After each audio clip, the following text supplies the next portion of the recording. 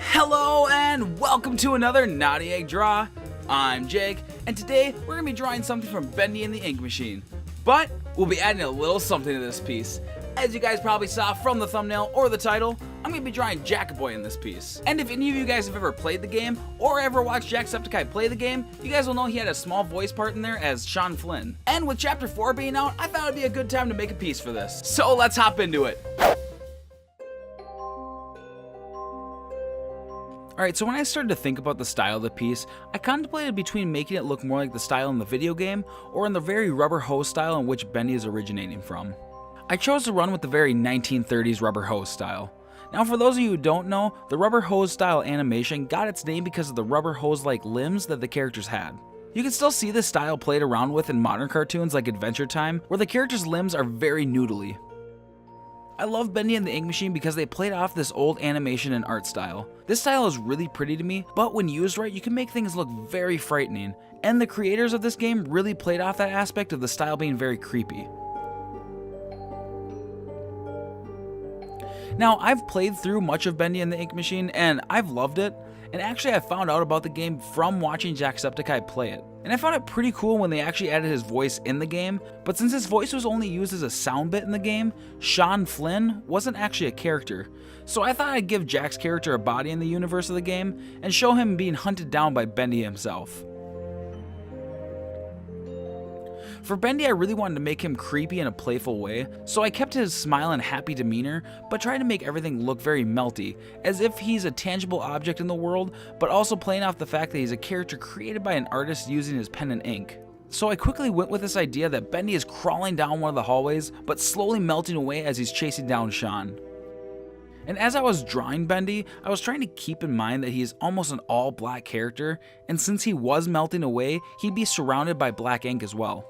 So with that in mind, I had to make sure all the shapes fit right so I could put highlights on him properly to help break up his body from the pools of ink on the floor.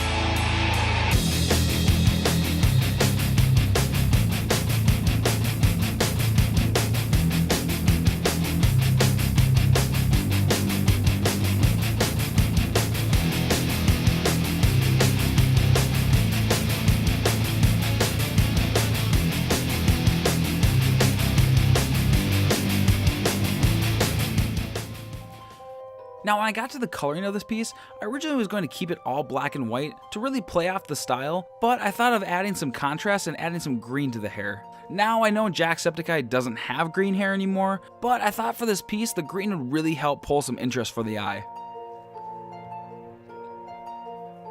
So as far as the background went, I wanted to keep things in a very simple design, but also keep some of the architectural similarities to the game. So I decided to add some wood pillars to the wall, and I added one really close to the viewer to help pull your eyes towards Bendy and Jack. I then put the very haphazard wood flooring down, but I didn't want to add too much detail to this part, so I only made some of the lines to more suggest the floor.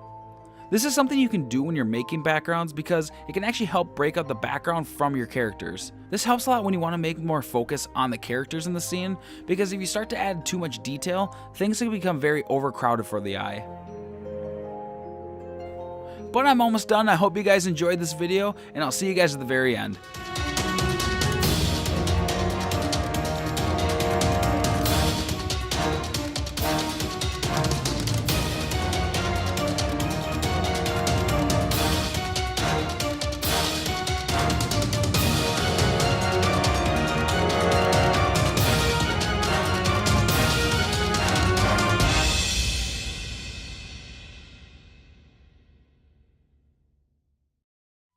Well, we are done, everyone. I'm honestly loving the way this looks, but you guys are gonna have to let me know what you guys think down below. And if you guys are watching this video and you like the t-shirt that I'm wearing, make sure you go check out the last video where I made this piece. And we can't forget our amazing fan art. This week we have a piece from Dash G. I think this piece is absolutely awesome. He even added Stormy in it, so thank you so much for making this piece. And if you guys ever want to have any of your art shown here at the end of these videos, make sure to tag me on Twitter or on Instagram using the hashtag NEFanart. But anyways, thank you guys so much for watching this video till the end. If you haven't yet, make sure you smack that sub button, throw a like and a comment down below, and like always, keep drawing, and until next time, bye!